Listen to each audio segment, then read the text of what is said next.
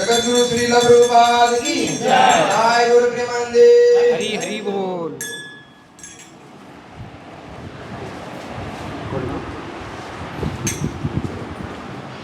ओम नमो भगवते वासुदेवाय।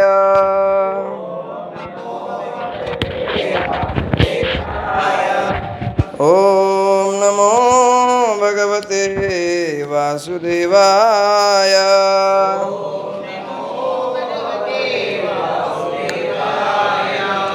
ओम नमो भगवते वासुदेवाय।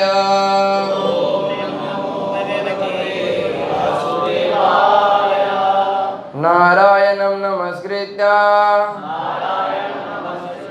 नरं चैव नरोत्तमं देवीं सरस्वतीं व्यासं ततो जयमुदीरये। नष्टप्रायेषु भद्रेषु नित्यं भागवत सेवया भगवते उत्तम श्लोके भक्तिर्भवति नष्टकी। कृष्णाय वासुदेवाय देवकी नंदनाय च नंदगोपकुमाराय गोविंदाय नमो नमः। भागवतम से हम लोग कृष्ण लीला के बारे में चर्चा कर रहे हैं। तो आप सब जानते हैं अभी जन्माष्टमी आने वाली है, तो जन्माष्टमी के उपलक्ष्य में कृष्ण लीला के ऊपर चर्चा कर रहे हैं प्रभु जी। तो गोवर्धन लीला के बारे में प्रभु जी ने मुझे बताया था, दोपहर को प्रभु जी का फ़ोन आया था। तो पिछले 2 क्लास से कहना प्रभु जी तो कृष्णा बुक होगी, कृष्णा बुक हिंदी वाली।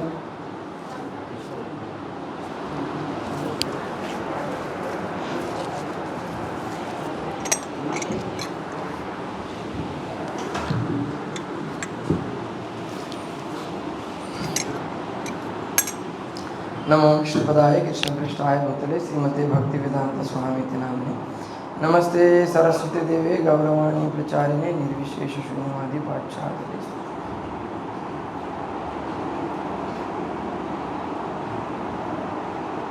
हरे कृष्ण।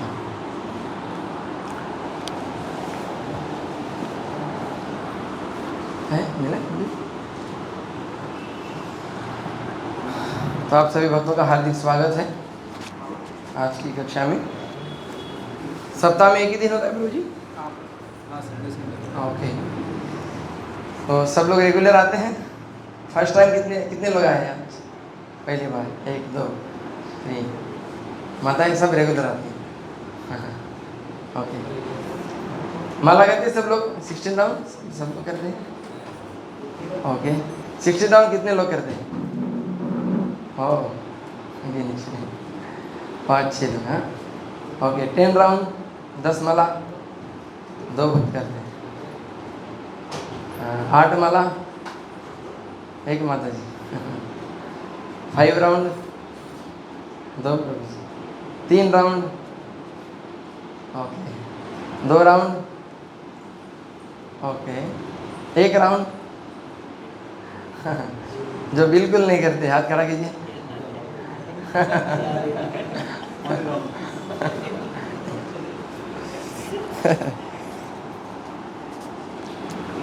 तो आप सब जो यहाँ बैठे हुए बहुत बहुत सौभाग्यशाली है। हमारे इस्कॉन के एक आचार्य हैं, वर्तमान आचार्य परम पूजनीय राधानाथ स्वामी महाराज, वो बताते हैं कोई इस्कॉन मंदिर में, इस्कॉन के सेंटर में जाके सिर्फ भगवान का अगर दर्शन भी करता है तब भी उसको कई सारे पुण्य लाभ मिलते हैं, है ना। तो ये भगवान का अरेंजमेंट है जो इस्कॉन की जो संस्था के रूप में पूर्ण समाज के लिए, समाज के कल्याण के लिए, वास्तविक कल्याण के लिए, समाज का कल्याण करने के लिए तो बहुत सारे लोग लगे हुए हैं, है ना। कोई दाल चावल रोटी खिलाता है शरीर के लिए, कोई कपड़ा दे रहा है, कोई मकान दे रहा है, लेकिन आत्म कल्याण के लिए बहुत कम लोग कार्य कर रहे हैं, है ना। और वास्तविक कल्याण क्या है? आत्मा का कल्याण, है ना। नकली चीज़ों के पीछे सारा संसार पड़ा हुआ है, लेकिन वास्तविक चीज़ों के पीछे बहुत जानते ही नहीं है। कलयुग के दुर्भाग्यशाली जीव ऐसे हैं कि वास्तविक कल्याण के बारे में जानते ही नहीं है, पता ही नहीं कि वास्तविक कल्याण क्या है और वास्तविक स्थिति क्या है हमारी, है ना। तो इसलिए जब तक कोई ये ना समझे कि हमारा वास्तविक कल्याण क्या है, तब तक जो है व्यक्ति संसार में भटकता रहता है कि नहीं। कोई बताते भगवान भगवद गीता में कि कोई हजारों लाखों में कोई विरला होता है जो कृष्ण भक्त होता है, और ये कई जन्मों के पुण्य उदय जब होते हैं तब जाके उसको कृष्ण भक्ति की प्राप्ति होती है। सबको कृष्ण भक्ति नहीं मिलती इतनी आसानी से, है ना। और उसमें भी जो साधु है, साधु संग, वो भी इतने बड़े घोर कलयुग में, जिस कलयुग में आप घर से बाहर निकलते ही आपको अंधकार, अज्ञानता और सिर्फ बुराई नजर आए, देखने में बुराई, खाने में बुराई, हाँ, बोलने में बुराई, सुनने में बुराई, दोषों से भरा हुआ है ना। और ऐसे घोर कलयुग में किसी व्यक्ति को अगर हरिनाम मिल जाए और उसकी अगर रुचि अगर हरि कथा में अगर हो, तो कितना बड़ा सौभाग्यशाली व्यक्ति होगा, है ना। तो आप बड़े सौभाग्यशाली है। कृष्ण की जो कथा है आपके कर्णों के माध्यम से आपके हृदय में जा रही है, यहाँ पे आप लोग सुन पा रहे हैं, तो बहुत सारे पुण्य लाभ मिलते हैं। बताते हैं शास्त्र, कोई अगर कृष्ण कथा सुनता है या कृष्ण कथा कोई पढ़ता है, घर में मान लो कोई भागवत पढ़ता है, तो कृष्ण आगे बगल में बैठते हैं, सुनते हैं। आप जब पढ़ते हैं ना, तो कृष्ण कथा का ये महत्व है। और मान लो कोई सुनता है, बोलता है, लोग सुनते हैं, बताते हैं ऐसे कथा में भगवान स्वयं उपस्थित रहते हैं, है ना। और ये हमारे हृदय को शुद्ध करती है। जब नरक का वर्णन आया ना श्रीमद् भागवतम में, तो परीक्षित महाराज बड़े दुखी हो गए। इतनी नरक की यातनाएं हैं, जीवात्मा का क्या होगा? तो सुखदेव गोस्वामी से प्रश्न पूछ रहे, हाँ, ऐसे जीवात्मा को कैसे होगा? तो उसमें भी एक प्रश्न पूछा इन्होंने परीक्षित महाराज जी ने सुखदेव गोस्वामी से, कि पाप तो नष्ट हो जाएंगे, लेकिन पाप करने की जो प्रवृत्ति है अंदर, वो कैसे जाएगी जीवात्मा की? तो बताया, क्या बताया कि जब कोई हरि नाम का कीर्तन सुनेगा या कोई भागवत अगर सुनेगा, तो उसके हृदय की जो मैल है, जो हमारे हृदय में जो असुर बैठे हुए हैं, वो क्या हो जाएंगे? किसके माध्यम से? हरि नाम और हरि कथा, है ना।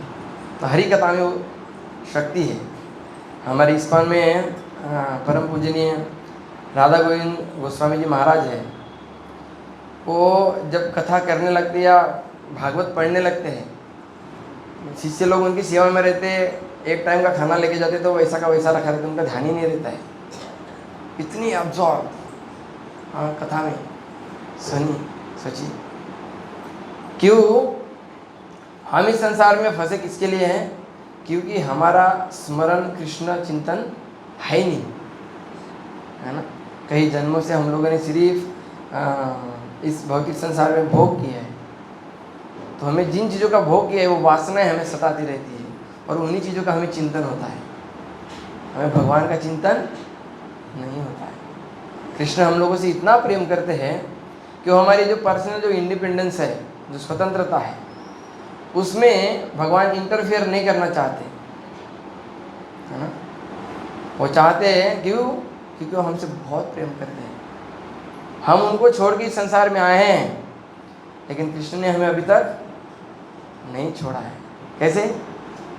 परमात्मा के रूप में हम सबके हृदय में क्या करते हैं? कृष्ण वास करते हैं, और वो इंतजार में रहते हैं कि कब ये जीवात्मा मेरे पास आएगा, हाँ, मुझे जो भूल गया है तो मेरा स्मरण करेगा, चिंतन करेगा, मेरे बारे में सुनेगा, है ना।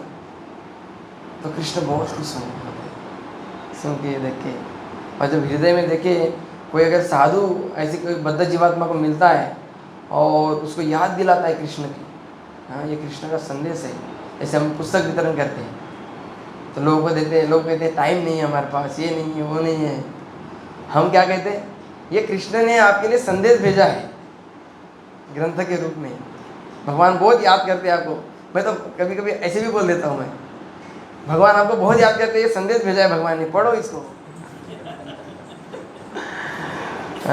कुछ इमोशनल होकर फिर ले भी लेते हैं, कुछ लोग कहते हैं क्या आप पास कर रहे हैं, छोड़ दे इसको, है ना।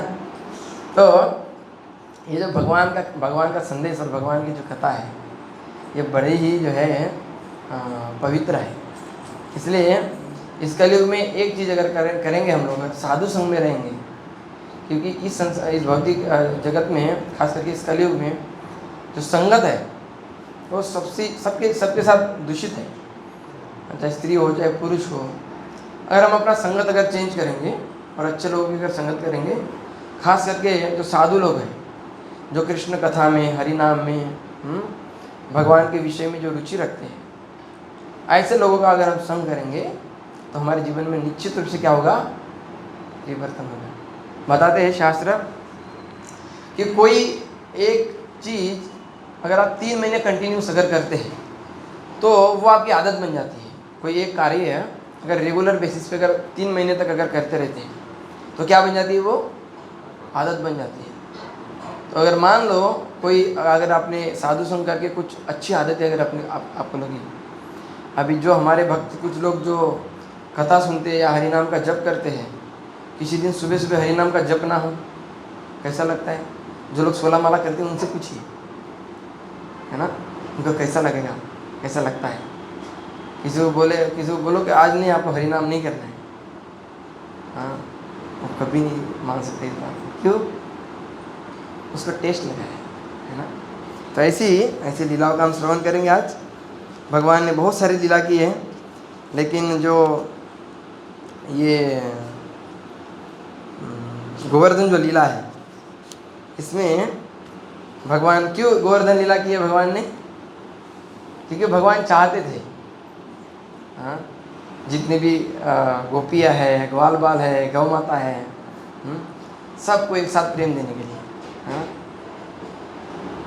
तो प्रभु जी आपने लास्ट कहाँ से किए थे चर्चा? ओके। तो आपने बताया था मुझे कि भगवान की इंद्र जो स्तुति की जब करते हैं, हाँ, भगवान ने गोवर्धन अभी उठा लिया है, और गोवर्धन उठाने के बाद जब देखा इंद्र ने कि कृष्ण ने क्या उठा लिया, गोवर्धन पर्वत उठा लिया है, तो इंद्र को बड़ा आश्चर्य हुआ कि ये छोटा सा बालक है, हाँ, ये साधारण व्यक्ति नहीं हो सकता है।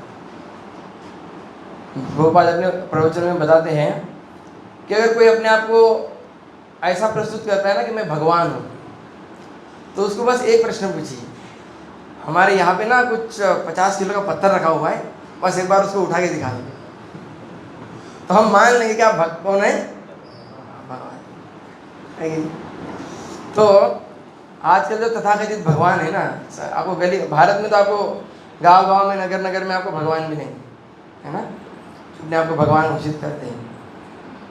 या फिर प्रभुपाद दूसरा एक उदाहरण देते हैं, किसका? अर्जुन को जो विश्व रूप दिखाया था ना, हो भैया। तो कहने का तात्पर्य क्या है कि इस संसार में अगर कोई भी अपने आप को भगवान अगर घोषित करता है ना, तो भगवान के कुछ लक्षण प्रकट होते हैं, है ना। तो वो 6 ऐश्वर्य भगवान कृष्ण ने अपनी लीलाओं में पूर्ण रूप से दिखाए, है ना। तो जब भगवान ने गोवर्धन उठाया तो कितने साल के थे? 7 साल, मात्र 7 साल के, है। जब देखा कि इंद्र ने, एक छोटे से बालक ने इतना बड़ा गोवर्धन पर्वत उठाया, और गोवर्धन पर्वत की जो लंबाई है कितनी है?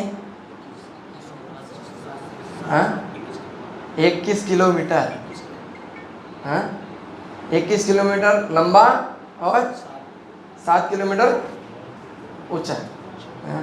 इतना बड़ा पर्वत आप देखिए कैसे उठाया भगवान ने, और भी कैसे? लेफ्ट हैंड की सबसे छोटी उंगली, हाँ। तो ये अद्भुत लक्षण जब प्रकट किए तो इंद्र बड़ा आश्चर्य हुआ, और जितने भी सावर्त बादल, बड़े बड़े बादल जो भेजे थे ना, जो प्रलय के समय में भेजे जाते हैं, तो उनको बोला रुक जाओ, हाँ। और उसके बाद इंद्र जो है, जब वर्षा बंद हुई और कृष्ण ने जब कहा सभी ग्वाल बालों से, सभी गोपियों से कि अभी बारिश क्या हो गई है, अभी रुक गई है, अब क्या करो, आप सब लोग अपने अपने घर चले जाओ, अभी कोई खतरा नहीं है। जैसे गोवर्धन को धीरे धीरे नीचे रखा और सब चले गए, तो इंद्र ने क्या किया, इंद्र के मन में जो एक ग्लानि होने लगी कि निश्चित रूप में मेरे कौन है, मेरे स्वामी हैं। तो इंद्र ने सोचा कि अभी मुझे क्या करना चाहिए, मुझे माफ़ी मांगना चाहिए। अब इंद्र को इतना शर्मसार हो गई इंद्र कि अभी भगवान के पास जाने की हिम्मत नहीं हुई, तो उन्होंने किसका आश्रय लिया? सुरभि का, है ना। गोलोक से जो सुरभि मैया है, सुरभि मैया क्या करती है, वो इतना अनलिमिटेड मात्रा में दूध देती है ना। और गौ माता को बताते हैं हमारे शास्त्र, गौ माता के अंदर सारे देवी देवता वास करते हैं, है ना। और बताते हैं कि अगर किसी के घर में, पहले जो धनी व्यक्ति है, समाज में पहले ऐसी व्यवस्था थी कि किसी के घर में सबसे ज़्यादा गौ माता है और किसी के पास सबसे ज़्यादा अगर ज़मीन हो, खेती हो, तो वो सबसे बड़ा धनी व्यक्ति। तो ऐसी सबसे ज़्यादा गौ माता है किसके पास थी? नंदा बापा के पास, है ना। तो ऐसी गौ माता का जो आश्रय लेके किसके पास आए? भगवान कृष्ण के पास है, और भगवान की स्तुति करने लगे, है ना। भगवान को क्या कहने लगे? 27 202।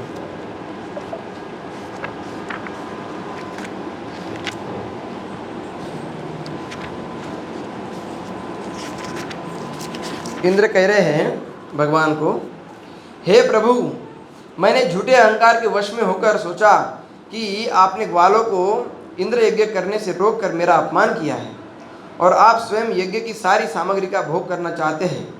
मैंने सोचा कि आप गोवर्धन पूजा के नाम पर मेरा भाग ग्रहण कर रहे हैं, अतः मैंने आपके पद को गलत समझा। अब आपकी कृपा से मैं समझ पाया हूँ कि आप परमेश्वर श्री भगवान हैं और समस्त भौतिक गुणों से परे हैं। तो देखिए, जो बद्ध जीवात्माएं होते हैं ना, जितने भी बद्ध जीवात्माओं का एक क्या लक्षण है कि वो हमेशा क्या होते हैं, वो अहंकार में रहते हैं। और अहंकार क्या है? ये भौतिक प्रकृति का एक तत्व है ना, जो बद्ध जीवात्मा के ऊपर क्या करता है, बहुत तरह से हावी हो जाता है ना। तो इसलिए हमें यहाँ से ये शिक्षा मिलती है कि कभी भी हमारे जीवन में हमें कोई पोजीशन अगर मिलती है, जैसे इंद्र को इतना बड़ा पोजीशन है, इंद्र का, स्वर्ग का कौन है? इंद्र राजा है और भगवान का भक्त भी है ना, तब भी उसको क्या आया? अहंकार आया, है ना। तो इसलिए हमें भी कभी अपने जीवन में कोई पोजीशन मिलती है ना, चाहे सुख में हो चाहे दुख में हो, है ना। मान लो बहुत ज़्यादा हम दुखी होते हैं, तब भी हमें क्या नहीं होना चाहिए? नर्वस नहीं होना चाहिए, है ना। और मान लो अगर कुछ हमारे जीवन में बहुत हमें बड़ी पोजीशन मिलती है, हमारा गुणगान होता है, तो हमें क्या नहीं होना चाहिए? अहंकारी भी नहीं होना चाहिए, है ना। क्यों? क्योंकि आगे स्तुति में कह रहे हैं कि भगवान को इंद्र कह रहे हैं कि हे भगवान, आपके ऊपर इस प्रकृति का कोई प्रभाव नहीं पड़ता है, आप तीनों गुणों से क्या है? परे है। तो भगवान जो सच्चिदानंद रूप है ना, तो इसलिए उनके ऊपर किसी भी प्रकृति का, इस भौतिक प्रकृति में जब आते हैं भगवान लीला करने के लिए, तो भगवान के ऊपर इसका कोई भी प्रभाव नहीं पड़ता है। लेकिन हम जैसे जब बद्ध जीवात्मा है, हम सब के ऊपर इस प्रकृति का क्या पड़ता है? प्रभाव पड़ता है ना। और प्रकृति के गुणों में आके जो सतोगुण में है, कोई रजोगुण में है, कोई तमोगुण में है, कोई एक दूसरे से क्या होते हैं? वो भिड़ते, लड़ने झगड़ने लगते हैं, है ना। तो इस भौतिक संसार में जितने भी लोग जो है एक दूसरे से लड़ झगड़ रहे हैं, इसके पीछे एकमात्र कारण क्या है? ये प्रकृति के गुण, है ना। तो इसलिए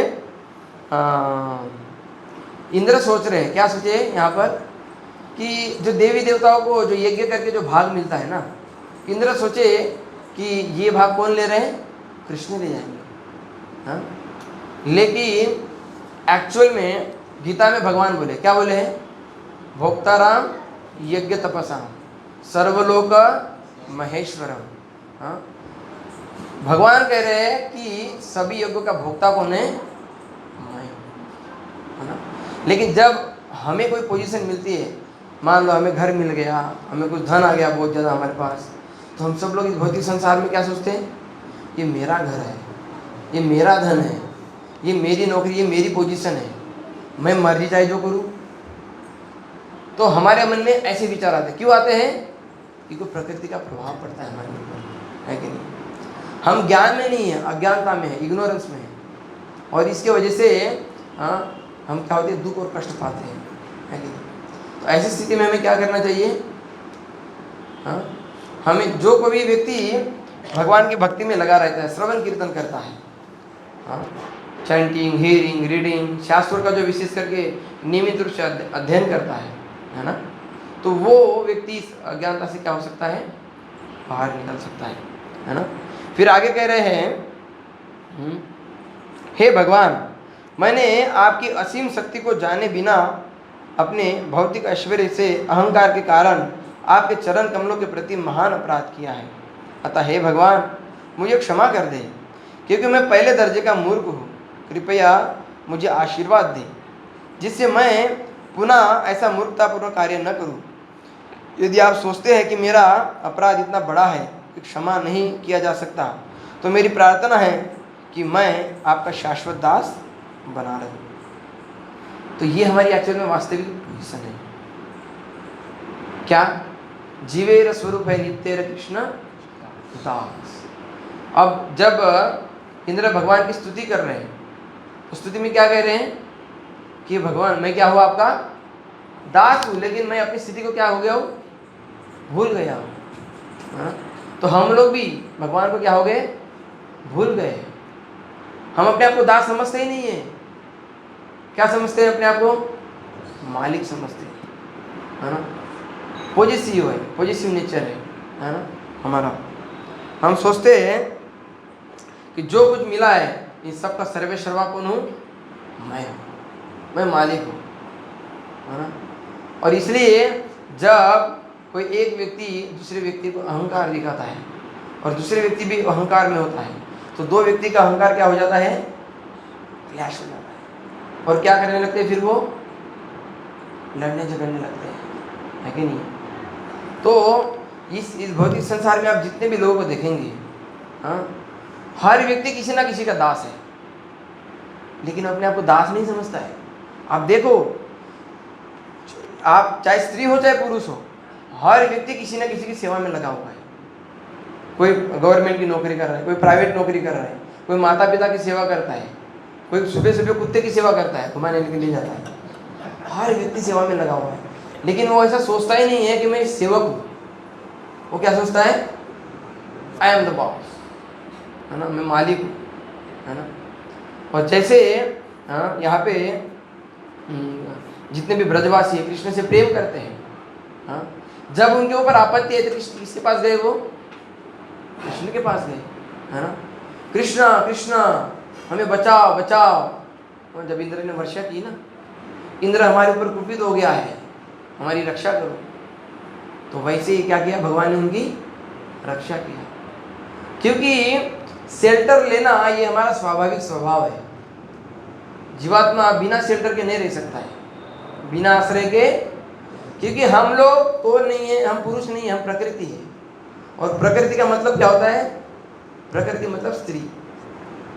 लेकिन इस संसार में आप देखेंगे अभी तो स्थिति ऐसी आ गई है कि स्त्रियां भी अपने आप को पुरुष की तरह मानती है। तो पुरुष का क्या भाव है, इसलिए आजकल देखोगे माताएं लोग जींस पैंट पहनने लगी है ना, पुरुष की तरह। वो नकल करना चाहती है पुरुष की तरह, है ना, टी शर्ट जींस पहन के। तो एक्चुअल में क्या है, भाव भोक्ता का है। किसका भाव है, भोक्ता का भाव है। तो एक्चुअल में जो हमारा नेचर है, उस नेचर के विरुद्ध हम जाते हैं, इसलिए हमें क्या मिलते हैं, कष्ट मिलते हैं, है ना। इसलिए आप देखोगे समाज जो जितना कलुषित हुआ है, भगवद गीता में बताया भगवान ने कि आज वर्तमान परिस्थिति में जो अर्जुन को भगवान ने ज्ञान दिया था, अर्जुन जिस वर्ण संकर की बात कर रहे हैं, पूरे समाज में वर्ण संकर फैला हुआ है और माताएं हमारी सारी दूषित हो गई है कि नहीं। इसलिए पुरुष को तो छोड़ दो, स्त्रियों के अंदर भी भोक्ता भाव आ गया है कि नहीं। तो भोक्ता भाव का मतलब क्या है, पुरुष का भाव, है ना। सब लोग अपने आप को क्या समझते हैं, पुरुष समझते, लेकिन शास्त्र बताते हैं एकला ईश्वर कृष्ण आर सब भृत्य। एकला पुरुष कौन है, कृष्ण है। बाकी कौन है, बाकी सारी प्रकृति है, हाँ? चाहे स्त्री हो चाहे वो पुरुष हो। तो आत्मा जो है ना, आत्मा को बताए प्रकृति, है ना। चाहे वो स्त्री हो चाहे पुरुष हो, चींटी हो, पेड़ हो, पशु पक्षी हो, जितने भी योनियाँ हैं, वो सारी योनियाँ क्या है, वो प्रकृति है ना। तो जब हम अपने वास्तविक नेचर को भूल जाते हैं, है ना, जो हमारे वास्तविक स्थिति क्या है, दास की, कि हम भगवान के दास हैं। तो जब हम अपने आप को दास नहीं समझते और मालिक समझते हैं, तो हमें क्या मिलता है, दुख और कष्ट मिलता है ना। तो इसलिए हर व्यक्ति शेल्टर लेना चाहता है, लेकिन किसका शेल्टर नहीं लेते हो, भगवान का शेल्टर नहीं लेते। किसी ने प्रधानमंत्री का शेल्टर ले रखा है, किसी ने ऑफिस में बॉस का शेल्टर ले रखा है, किसी ने किसी समाज के बड़े जो नेता है अपने, मतलब हर व्यक्ति का कोई ना कोई हीरो है ना। अब यहाँ जितने भी लोग बैठे हैं ना, माता है प्रभु जी, सब ने किसी ना किसी का शेल्टर लिया है। लेकिन अपने मन से, अपने हृदय से आप पूछिए कि सच में आपने अपने जीवन में कृष्ण का शेल्टर लिया है क्या, नहीं लिया है हम लोगों ने। तो वास्तविकता में जब तक हम कृष्ण का शरण नहीं लेंगे, जैसे इस गोवर्धन लीला में सारे व्रजवासियों ने जब उनके ऊपर आपत्ति है तो कृष्ण किसका शरण लिया? उन्होंने कृष्ण का शरण लिया। तो हर परिस्थिति हमें किसका शरण लेना है? कृष्ण का शरण लेना है ना। जब हम कृष्ण का शरण अगर लेंगे और अपने आप को दास समझेंगे, है ना, तो हम क्या हो सकते हैं? हमेशा के लिए सुखी रह सकते हैं, है ना, हमेशा के लिए। फिर आगे बताते हैं, यहाँ पर इंद्र कह रहे हैं कि आप भी जो है भक्तों, अपने भक्तों के कल्याण के लिए कभी कभी अपने भक्तों को दंडित भी करते हैं, है ना, भगवान की जब स्तुति कर रहे हैं। तो ये फैक्ट है। ये गोवर्धन लीला में जब इंद्र क्योंकि अहंकारी हो रहा था, है ना, ये इंद्र का पद ऐसा है ना, इसमें ना चाह के भी क्या होता है? अहंकार आता है ना। जब भौतिक जो पोजीशन होती है ना, भौतिक पोजीशन ऐसे खतरनाक होती है कि वो चाह के ना चाह के क्या होता है, अगर कोई भगवान की भक्ति में नहीं लगा है वो 100% जो है माया में है, 100%। क्यों? क्योंकि ये जो मटेरियल कवरिंग है ना, हमारी चेतना को जो ढकी हुई है, जो भौतिक तत्व है ना, 5 जनेंद्रिया, 5 ज्ञानेंद्रिया, स्थूल जो है सूक्ष्म मन, बुद्धि, अहंकार, ये जो 24 तत्व है, ये जो जिस 24 तत्वों से ये शरीर बना है, ये 24 तत्वों के द्वारा हमारी आत्मा क्या हुई है? ढकी हुई है। तो जब तक हम वास्तविक स्थिति में नहीं आते हैं तब तक ये कवरिंग, जो मटेरियल कवरिंग है, ये कभी भी दूर नहीं हो सकती है, और तब तक हम अपने वास्तविक स्थिति को नहीं समझ सकते। इसलिए जब तक धीरे धीरे हम इंद्रिय भोग नहीं छोड़ते स्थूल रूप में, फिर सूक्ष्म रूप में जो इंद्रिय की विषय वस्तु है, हाँ, देखना, सूंघना, खाना, बोलना, जितने भी इंद्रियों की विषय वस्तु है, फिर उसके बाद सूक्ष्म रूप में जो मन भोगता है, मन के जो विषय वस्तु है, या बुद्धि, हमारी जो बुद्धि है, हमारी बुद्धि वेश्या बुद्धि है। वेश्या बुद्धि का मतलब क्या होता है? जो बुद्धि इंद्रिय तृप्ति की प्लानिंग करती है ना, वो बुद्धि कैसी है? वेश्या बुद्धि है। हाँ, तो जब तक हम ऐसी बुद्धि ना लगाए कि हमें भगवान की सेवा कैसी करनी है, कृष्ण की सेवा कैसी करनी है, तो तब तक हम क्या रहेंगे? हम माया में रहेंगे। और बताते हैं शास्त्र कि ये जितने भी लेयर है ना, जो 24 तत्व है, हर एक लेयर 10-10 गुना बढ़ते जाता है। और सबसे बड़ा लेयर किसका है? अहंकार का। बुद्धि के बाद जो अहंकार है, अहंकार बहुत सूक्ष्म होता है। जैसे इंद्र को भी देखो, देवता है, इतने बड़े देवता है, लेकिन इंद्र को पता ही नहीं चला अहंकार इतना सूक्ष्म होता है कि साक्षात भगवान है करके। इसलिए बताते हैं कि अगर कोई चाहता है कि वास्तविकता में इस भौतिक प्रकृति का हमारे ऊपर कोई प्रभाव ना पड़े, तो निरंतर कृष्ण की सेवा में लगे रहना चाहिए। रूपा जी बताते, as soon as we forget the Krishna, जैसे हम भगवान को भूल जाते हैं, निकटस्थ माया चापटिया धरी। रूपा जी एक श्लोक को कोट करते हैं, बगल में माया रहती है, वो क्या करती है? जैसे हम कृष्ण को भूल जाते हैं, वो क्या करती है माया? हमें, हमारे मन को, बुद्धि को, हमारी चेतना को क्या कर लेती है? हर लेती है ना। तो इसलिए आप कुछ भी करो, आप ऑफिस में हो, आप घर पे हो, आप नौकरी करते हो, आप बिजनेस है, आप खेती करते हो, कुछ भी करते हो, वॉट एवर, आप जो कुछ करते हो किसके लिए करो? क्या सोच के करो? कृष्ण के लिए। अगर आपके कार्य में अगर कृष्ण अगर केंद्र बिंदु है, तब तो कोई समस्या नहीं। आप कोई भी कार्य करते हो, मान लो अभी देखिए, जो भगवत भक्त होते हैं वो सुबह से लेकर रात तक वो क्या करते हैं? सिर्फ कृष्ण की सेवा में लगे रहते हैं, कृष्ण के चिंतन में लगे रहते हैं, है ना। इसलिए कभी कृष्ण को नहीं भूलना, हमेशा याद रखना। हमारे रूपा जी बताते हैं, always remember Krishna, never forget Krishna, है ना। तो जैसे ही हम कृष्ण को भूल जाते हैं, वैसे ही हमारी चेतना क्या हो जाती है? दूषित होना शुरू हो जाती है।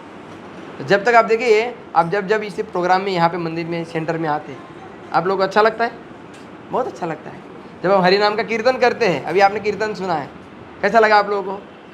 एकदम दिव्य ध्वनि है, क्योंकि साक्षात भगवान है दिव्य ध्वनि के रूप में, वो हमारे कर्णों के द्वारा हृदय में प्रवेश करते हैं।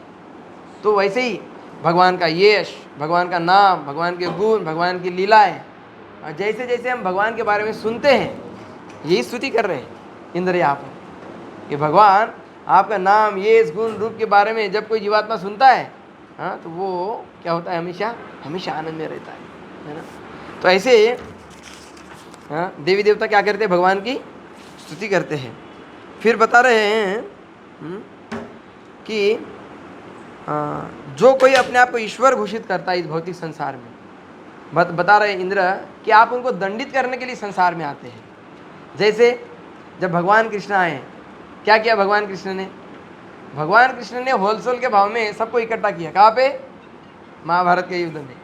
अब भगवान ने सोचा अब सबके पास एक एक करके जाऊंगा तो ये तो बहुत लंबा हो जाएगा, है कि नहीं? तो क्या करना, जैसे अभी इंद्र की जो गोवर्धन की भी लीला की है ना, इसमें भी भगवान ने एक साथ सबको खुश किया।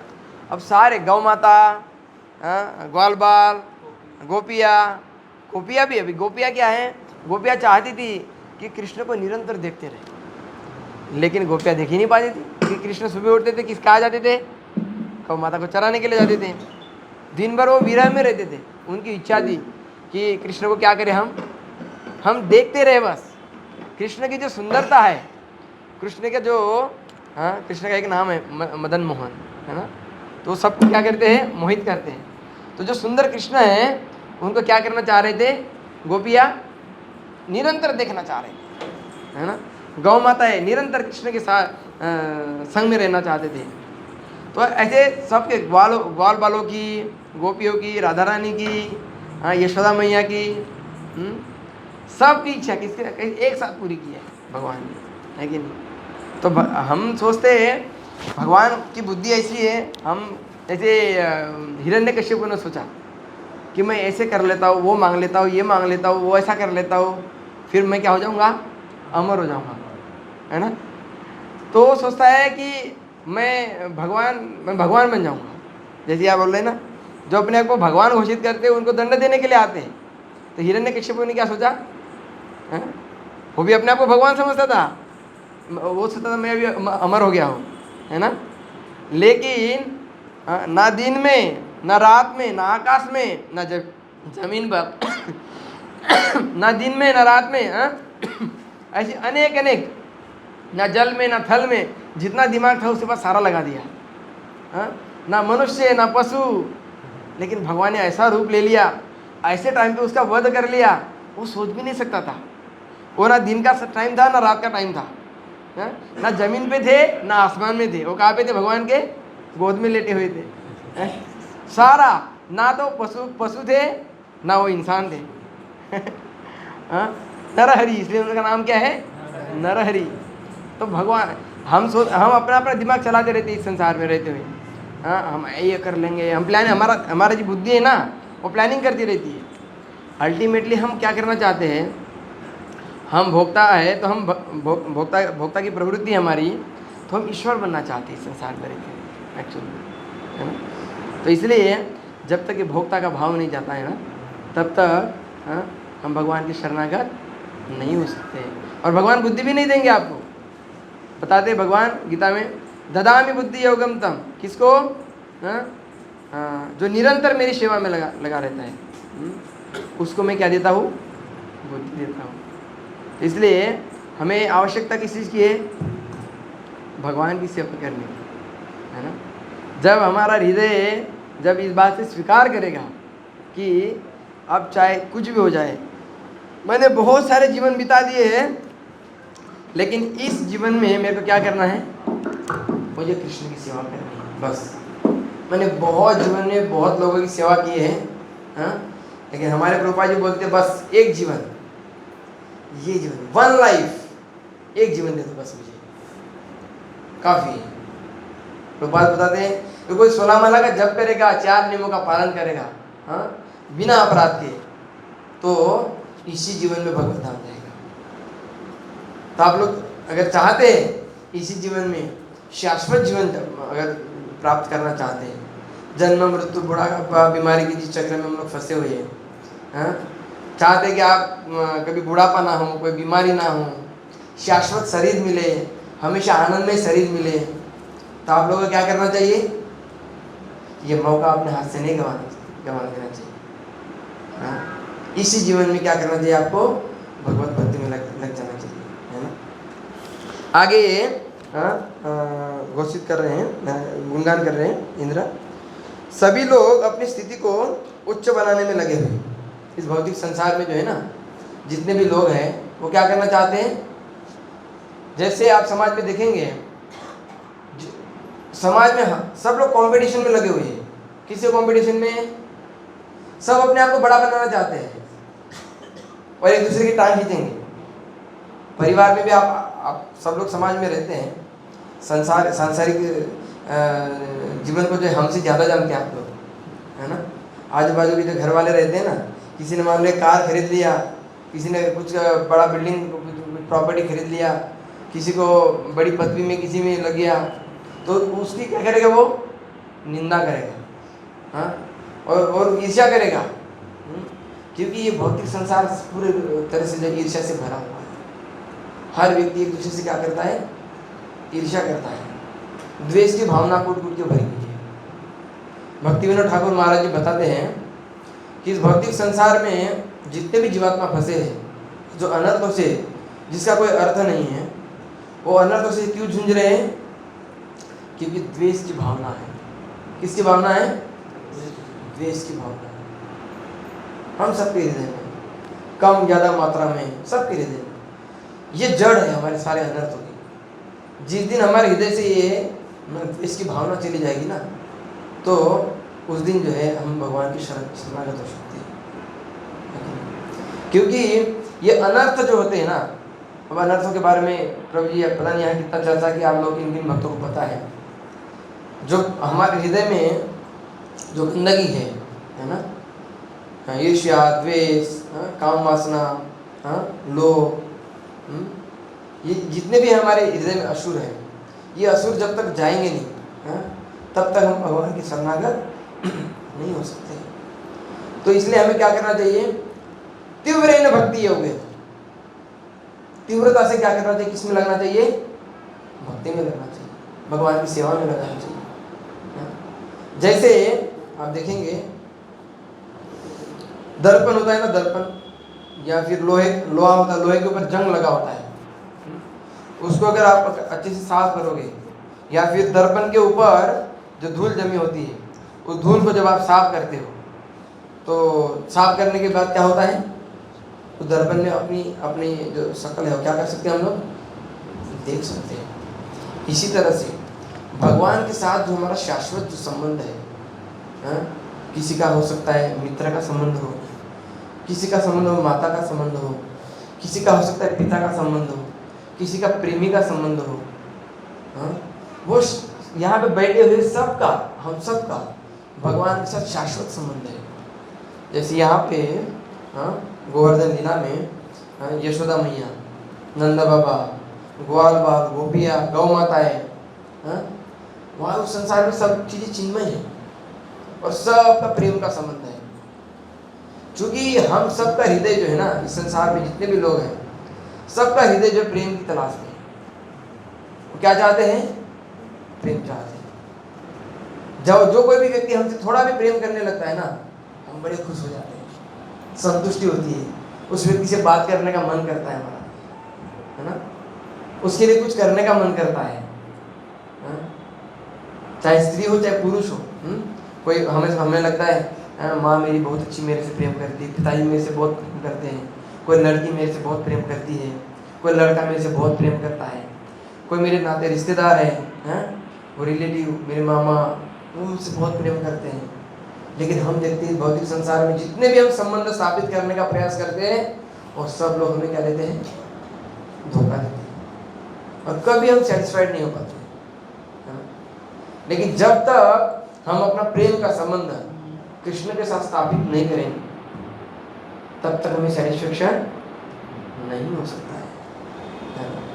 इसलिए ये जीवन ही मिला है भगवान से प्रेम करने के लिए। क्यों? क्योंकि प्रेम सिर्फ भगवान से ही किया जा सकता है। अगर प्रेम करने लायक कोई है, कोई है, वो कौन है? स्वयं कृष्ण। इसलिए जो कोई कृष्ण की भक्ति करता है, धीरे धीरे धीरे धीरे उसका सब सब छूट जाता है। शुरुआत कहाँ से होती है? उसकी सारी गंदी आदतों से, है ना। जो कोई कृष्ण भक्ति में आता है शुरुआत में, जैसे ही भक्ति करने लगता है, हाँ, उसकी गंदी आदतें जाती है, गंदे विचार जाते हैं, उसकी गंदी संगत छूट जाती है। कभी कभी तो परिवार भी छूट जाते हैं, हम जैसे तो बाल गंजे हो जाते हैं, है ना। तो कृष्ण सब कुछ हार लेते हैं, क्योंकि उनका नाम क्या है? हरि। हाँ? वो सबके हृदय को चुरा लेते हैं। इसलिए गोपियाँ बोलते हैं, हमारे रूप गोस्वामी पाल जो 6 गोस्वामियों में हैं, बोले कि अगर किसी को इस भौतिक संसार से अगर प्रेम है तो क्या कहाँ मत जाना? वृंदावन में जाना। वृंदावन भी जाओगे तो कहाँ नहीं जाना? यमुना के तट पे मत जाना। हाँ, यमुना के तट पे भी जाओगे तो कौन से पेड़ के पास नहीं जाना? हाँ, वो क्या करेंगे? वहां पे एक काला लड़का है, अगर उसको आपने देख लिया एक बार तो क्या हो जाएगा? आपका भौतिक जीवन क्या हो जाएगा? बर्बाद हो जाएगा, है ना। तो अगर चाहते हैं हम कृष्ण से प्रेम करना, तो वास्तविकता में हमें प्रयास करना है प्रेम से। जब हम भगवान का नाम लेते हैं, भक्ति का अर्थ ही होता है भगवान से प्रेम करना, प्रेममयी सेवा। भक्ति की जो व्याख्या की है ना प्रभुपाद जी ने, आज तक जितने भी आचार्य आए हैं हमारे भारत में, बहुत सारी व्याख्या की है, लेकिन प्रभुपाद जी ने कैसी व्याख्या की है? प्रेममयी सेवा। भक्ति मीन्स प्रेममयी सेवा। तो भगवान जो भी करना है प्रेम से करना है, सेवा करनी है प्रेम से करना है। किसके लिए? कृष्ण की प्रसन्नता के लिए। भगवान का नाम लेना है, कैसे लेना है? प्रेम से लेना है ना। भगवान का गुणगान करना है, कैसे करना है? प्रेम से करना है। भगवान को भोग लगाना है, कैसे लगाना है? प्रेम से लगाना है। कुछ भी करना है, हाँ, वो भगवान कैसे भी हो, भगवान भावग्राही जनार्दन है। आपके भाव को स्वीकार करते हैं। किसको स्वीकार करते हैं? भाव को। इसलिए आपके हृदय में क्या है वो ज़्यादा इम्पोर्टेंट है। इसलिए जब भी आप अपने जीवन में कुछ भी करते हैं ना, तो सबसे महत्वपूर्ण क्या है पता है आप लोगों को? डिजायर। क्या महत्वपूर्ण है? डिजायर, इच्छा। आप इच्छा करके इस संसार में फंसे हुए हैं, हम सब फंसे हुए हैं इच्छा करके, और उसी इच्छा को परिवर्तन करके, हाँ, हम कहाँ जा सकते हैं? भगवान के धाम जा सकते हैं, है ना। बताते प्रभुपाद जी के तात्पर्य में, इस भौतिक संसार में जितने भी जीवात्माएं फंसे हुए हैं, बद्ध अवस्था में, इच्छा की वजह से। हमने कृष्ण से विद्रोह किया है, कृष्ण से ईर्ष्या किया है, कृष्ण से द्वेष किया है, कृष्ण पे विश्वास नहीं किया है हम लोगों ने, हाँ? इसलिए संसार में आके क्या हो गए? हम लोग फंस गए। तो इसलिए हमें क्या करना चाहिए? ये जीवन हम लोगों को मिला है भगवान का और गुरु का गुणगान करने के लिए। क्या करने के लिए? गुणगान करने के लिए। इसलिए हम कुछ भी करते हैं, हम नामों का जप करते हैं, हम शास्त्र पढ़ते हैं, हम सुनते हैं, हम कीर्तन करते हैं, भजन गाते हैं, वो सब क्या है? ये ग्रंथों का वितरण करते हैं। ये क्या कर रहे हैं हम सब? ये भगवान का गुणगान कर रहे हैं। देखिए, ये गुरु एक आचार्य क्यों है? वो गुरु क्यों है? क्योंकि उस गुरु के उनके अंदर जो है ना, उनके हृदय में कृष्ण को गुणगान करने का इच्छा है। क्या इच्छा है उनके अंदर? कृष्ण को। हम लोगों के अंदर क्या है? हम चाहते हैं हमारा गुणगान हो। हम क्या चाहते हैं? हमारा गुणगान। और जो भी हमारा गुणगान करते हैं, हम उसके पीछे पीछे रहते हैं, है ना। हम प्रभुपाद जी बताते हैं ना, आप मेरी पीठ खुजाओ, मैं तुम्हारी पीठ खुजाऊंगा। इस भौतिक संसार में सबका यही चल रहा है। लेकिन ये सब हमारे कौन है?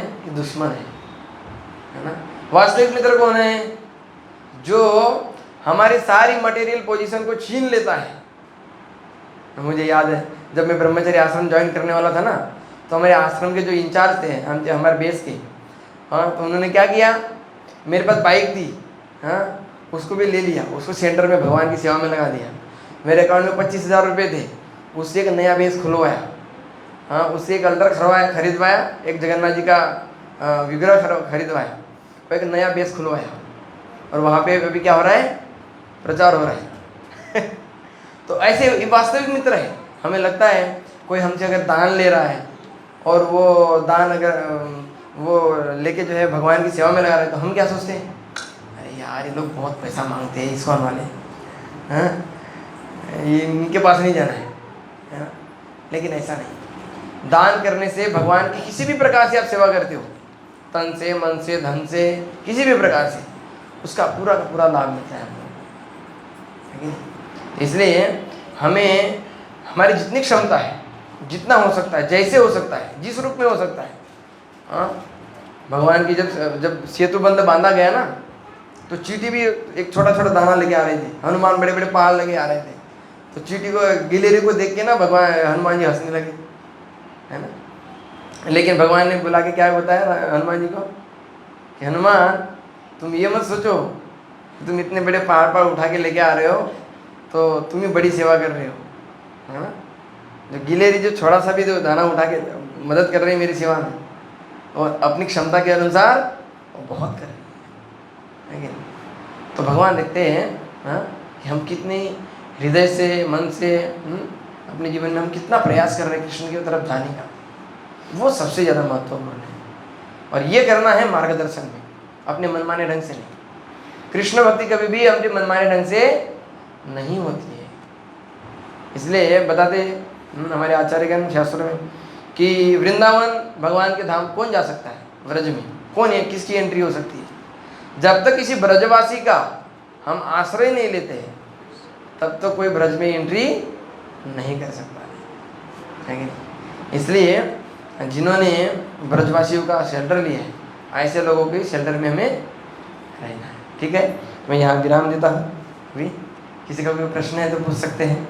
मैंने बहुत ज़्यादा विस्तार से लीलाओं के बारे में चर्चा नहीं किया, ज़्यादा फिलॉसफी की हम लोगों के लिए भगवान की लीलाओं से ज़्यादा अभी फिलहाल जो है फिलॉसफी समझना ज़्यादा ज़रूरी है ना। भगवान की कथाओं के बारे में आप लोगों का आगे बहुत सुनने का, प्रभुपाद जी ने पूरी कृष्णा बुक लिखी है, आप लोग पढ़ सकते हैं। अभी जन्माष्टमी आ रही है, तो आप सब लोग अगर किसी के पास नहीं है, यहाँ सेंटर से कृष्णा बुक लेके जाइए और आज से शुरू कर दीजिए। जब जन्माष्टमी 27 तारीख की है, तब तक जो है इसको ख़त्म कर दो, है ना, पढ़ के, ताकि आप लोगों को हृदय में, मन में, आप चलते फिरते आप किसका चिंतन कर सकते हो, कृष्ण का चिंतन कर सकते हो, है ना। बहुत लाभ मिलेगा। बताते हैं हमारे हृदय में जितने भी अनर्थ है ना, वो प्रत्येक अनर्थ का एक एक सोल्यूशन है, एक एक लीलाओं में। यहाँ पे जितने भी असुर है ना, वो जैसे सट्टासुर है, बकासुर है, ये सब असुर जो है हमारे एक एक अनर्थों को रिप्रेजेंट करते हैं। वो सारे असुर हमारे हृदय में हैं, और जब हम इस भगवान की लीलाओं को पढ़ते हैं, सुनते हैं, तो सब असुरों का क्या हो जाता है, नाश हो जाता है। तो ये बहुत पावरफुल है, सब लोग पढ़िए। ठीक है, हरे कृष्णा कृष्णा कृष्णा हरे हरे, हरे राम राम राम हरे। मैं ज़्यादा तैयारी नहीं कर पाया, प्रभु जी ने बहुत हमें बिल्कुल 1 घंटा 2 घंटा ही मिला मुझे, मैं ज़्यादा तैयारी नहीं कर पाया। मैं जितना भी सुना हूँ वरिष्ठ वैष्णव से, मैंने अपनी तरफ से प्रयास किया। कोई चूक बोलो तो प्लीज़ क्षमा कर दीजिएगा। हरे कृष्णा।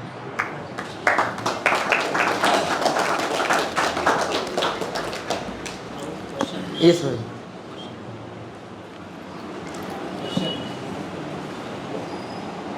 माइक देंगे। ये सूरज जो आत्मा में विराम कर तृप्त हो चुके हैं, जी, आशा एवं शोक रहित ज्ञानी के संतस में जो अनुभव होता है, उसे कैसे और किस प्रकार कहा जाए।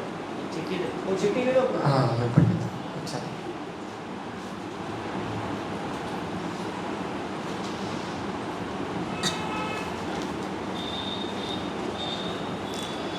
प्रभु जी का प्रश्न है, जो आत्मा में विराम कर तृप्त हो जाते हैं, आशा एवं शोक रहित ज्ञानी के अंतस में जो अनुभव होता है, उसे कैसे और किस प्रकार कहा जाए। ये दूसरा भी प्रश्न है, नीचे वाला भी पढ़ो। ओके, दूसरा प्रश्न है, ज्ञानी हो या अज्ञानी, मनुष्य की 3 अवस्थाएं होती है, अर्थात जागृत अवस्था, स्वप्न एवं सुषुप्ति। बाह्य रूप से ज्ञानी अज्ञानी दोनों ही इन तीनों अवस्थाओं को भोगते हैं, परंतु दोनों के भोग में क्या अंतर होता है। तो सबसे पहले पहला प्रश्न का उत्तर देंगे हम। जो आत्मा में विराम कर तृप्त हो चुके हैं, आशा एवं शोक रहित ज्ञानी के अंतस में जो अनुभव होता है उसे कैसे और किस प्रकार कहा जाए।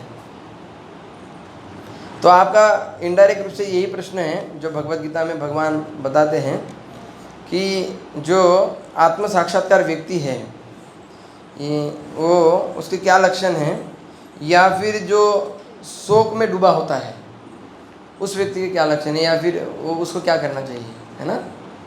तो भगवान गीता में बताते हैं कि जो आत्माराम व्यक्ति होता है ना, बताते हैं भगवान गीता में, न सोचती न कांक्षती। जो आत्मसंतुष्ट व्यक्ति होता है या आत्म साक्षात्कार का जो प्राप्त व्यक्ति होता है वो कभी शोक में या फिर कोई भी भौतिक संसार की वस्तु उसको मोहित नहीं कर सकती, या फिर उसके जीवन में अगर कुछ भी हो जाता है तो वो शोक नहीं करता है। मान लो कोई बुरी घटना हो जाती है, कुछ बुरा हो जाता है ना, तो कभी भी क्या नहीं करता है, शोक नहीं करता है, क्योंकि वो ज्ञान में स्थित होता है। वो हर चीज़ों को उसको देखने की दृष्टि कैसी होती है, शास्त्रों की दृष्टि होती है ना। इसलिए वो कभी शोक में, इसलिए आप देखोगे बहुत सारे हमारे इस्कॉन में ऐसे बड़े बड़े महाराज लोग हैं जो बड़ी बड़ी सेवाएं करते हैं, इतनी सारी समस्या आती है लेकिन कभी भी विचलित नहीं होते। कितने बड़े बड़े आरोप लगाए जाते हैं लेकिन फिर भी भगवान कृष्ण की सेवा नहीं छोड़ते। ये वास्तविकता में लक्षण है ना आत्म साक्षात्कार व्यक्ति के। और दूसरा प्रश्न ये है आपका, ज्ञानी हो या अज्ञानी मनुष्य 3 प्रकार की अवस्थाएं होती है, अर्थात जागृत अवस्था, स्वप्न अवस्था और सुषुप्ति अवस्था। बाह्य रूप से ज्ञानी और अज्ञानी दोनों ही इन तीनों अवस्थाओं को भोगते हैं। नहीं, ये जिस प्रश्न में आपने बताया ना, सुषुप्ति अवस्था में जो आध्यात्मिक अवस्था होती है ना, उसमें ज्ञान में कोई व्यक्ति भोगता नहीं। जो व्यक्ति, क्योंकि देखो हम लोगों ने जब शास्त्र सुनते हैं, पढ़ते हैं, एक होता है कि आपने थियोरेटिकली कुछ सुन लिया है ना, उसका विज्ञान में परिवर्तन कब होता है, जब हम शास्त्र पढ़ते हैं और पढ़ने के बाद उसको अपने जीवन में लागू करते हैं। वो क्या हो गया, वो विज्ञान हो गया। तो विज्ञान जब कोई व्यक्ति ने अपने जीवन में उस ज्ञान को जब लागू किया है ना, जब लागू करता है तो उसको रिजल्ट मिलता है और वो चीज़ों को भोगता नहीं है, वो चीज़ों से बाहर आता है। समझ रहे ना। जो व्यक्ति ज्ञानी होता है ना, ज्ञानी व्यक्ति कभी भी विषय भोग में इंटरेस्ट नहीं लेता है ना। इसलिए दोनों में भोगने क्या अंतर है, तो यही अंतर है कि ज्ञानी कभी भी विषय वस्तु का कभी भी भोग नहीं करता है और अज्ञानी क्या करता है, विषय का भोग करता है। जब भी इंद्रिय विषय वस्तु सामने आएगा तो क्या करेगा, उसको सोचेगा उसको कैसे एंजॉय करूं, है ना। लेकिन जब उसको ज्ञान हो जाता है, नहीं, अगर मैं इस विषय वस्तु को, मान लो एक छोटा सा उदाहरण देते हैं, किसी सुंदर स्त्री को या किसी माता ने किसी पुरुष को देख लिया, उसके मन में कुछ ऐसी गलत भावनाएं आ गई, तो ये जो विकार आता है ना मन में, उसको पता है, जो ज्ञानी व्यक्ति है, तो क्या नहीं करता, उस विषय का कभी भी भोग नहीं करेगा। उससे क्या होता है, उससे हमारा ज्ञान ढक जाता है। जब हम विषय भोग का चिंतन करते हैं या विषय को भोगने का प्रयास करता है तो हमारी चेतना क्या हो जाती है, वो अज्ञान में ढक जाती है। इसलिए ज्ञानी व्यक्ति कभी भी भोगने का प्रयास नहीं करता। ठीक है, ओके प्रभु जी। जैसे अर्जुन को 45 मिनट्स में भगवद गीता बता दिया था कृष्णा ने, तो क्या उनको कम्प्लीटली समझ में आ गया? अगर समझ में आया था तो वो जब अभिमन्यु शहीद हो जाते हैं तो वो शोक क्यों मनाते हैं? उनको डिटैच रहना चाहिए जब ये नॉलेज पता चलता है। किनको कौन शोक करते हैं? अर्जुन शोक मनाते हैं ना कि इन्होंने घेर के मेरे बेटे को मारा। देखिए, जो अर्जुन है ना, अर्जुन भगवान का नित्य पार्षद है। आज ही मैं सुबह सुन रहा था प्रभुपाद जी का लेक्चर, तो अभी देखने के लिए देखो अर्जुन भी शोक कर रहा था, शुरुआत में शोक कर रहा था, बात की बात छोड़ो, शुरुआत में भी शोक कर रहा था अर्जुन। और क्या कह रहा था भगवान को कि हमारे नाते रिश्तेदार हैं, मैं इनसे कैसे लड़ाई करूँगा, है ना। लेकिन वास्तविकता क्या है, कुछ भी कार्य करवाना होता है ना, तो भगवान उन जीवात्माओं को पकड़ते हैं जिन्होंने अपनी संपूर्ण इच्छाएं, अपनी स्वतंत्रता किसको दे रखी है, भगवान को दे रखी है। और उनकी जो माइन्यूट जो इंडिपेंडेंस होती है, जो इच्छा होती है, उसका उपयोग करते हैं अपने आनंद के लिए। क्योंकि उससे क्या होता है, उस इच्छा को लेने से, उस जीवात्माओं की स्वतंत्र इच्छा को कृष्ण अपने हाथ में, सबकी इच्छा को नहीं लेते कृष्ण, कोई शरणागत होता है। तो ये कहने का तात्पर्य क्या है, यहाँ पर जो शोक प्रकट कर रहे हैं ना अर्जुन, ये एक्चुअल में भगवान की लीला में है, और ये नित्य लीला है भगवान की। तो इसके लिए भगवान क्या करते हैं, भगवान अपने जो शुद्ध भक्त होते हैं उनको माध्यम बनाते हैं, संदेश, वो जो मैसेज देना चाहते हैं। अभी भगवत गीता का देना है हम सब बद्ध जीवात्मा। आज अगर हम गीता पढ़ रहे हैं और अर्जुन ने उस प्रकार से अगर रोल ही नहीं किया होता उस लीला में, आज हमारे पास गीता होती नहीं होती। तो भगवान अपने भक्तों को माध्यम बनाते हैं। ऐसा नहीं सोचना चाहिए हमें कभी भी कि अर्जुन शोक में, मोह में डूब गया, है ना। एक भागवत भी हम पढ़ते हैं, भागवत में भी ऐसे कई सारी घटनाएं आती है, बड़े बड़े, जैसे ब्रह्मा जी का देखेंगे, भगवान जब उनकी जो पुत्री उत्पन्न होती है, पुत्री को देखते हैं उनके पीछे पीछे कुछ क्षण के लिए उनके पीछे दौड़ने लगते हैं। तो देखने में क्या लगता है, इतने बड़े ब्रह्मा जी अपने बेटी के पीछे भाग रहे हैं। नहीं, ऐसा नहीं है। हाँ, या फिर जड़ भरत महाराज भाव के स्तर पे थे भक्ति में, लेकिन फिर भी उनका क्या हो गया, पतन हो गया। किन का रूप ले लिया उन्होंने, डियर का, हरिण का, समझ रहे। तो भगवान अपने शुद्ध भक्तों को माध्यम बनाते हैं, समझ रहे ना।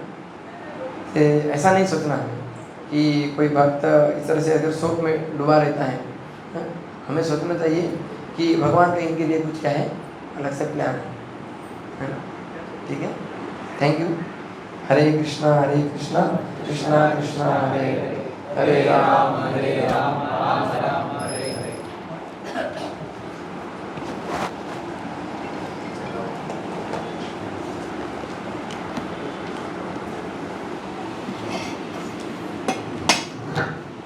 हरे कृष्णा, बहुत बहुत धन्यवाद ईश्वर माधव का, जो बिना प्रदर्शन के इतना सुंदर प्रवचन कर पाए।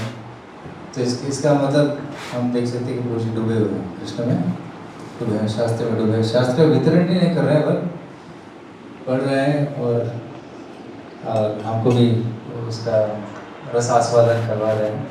तो एक बार हरे कृष्णा मंत्र बोलकर तो धन्यवाद करेंगे। हरे कृष्णा कृष्णा कृष्णा हरे हरे, हरे राम राम राम हरे हरे। एक बार हरे कृष्ण मंत्र जपा करेंगे, इसके बाद कुछ अनाउंसमेंट होगा, उसके बाद आरती होगा आपके साथ। राम राम हरे हरे, हरे कृष्णा कृष्णा कृष्णा हरे हरे, हरे राम राम राम हरे हरे, हरे कृष्णा कृष्णा कृष्णा हरे हरे, हरे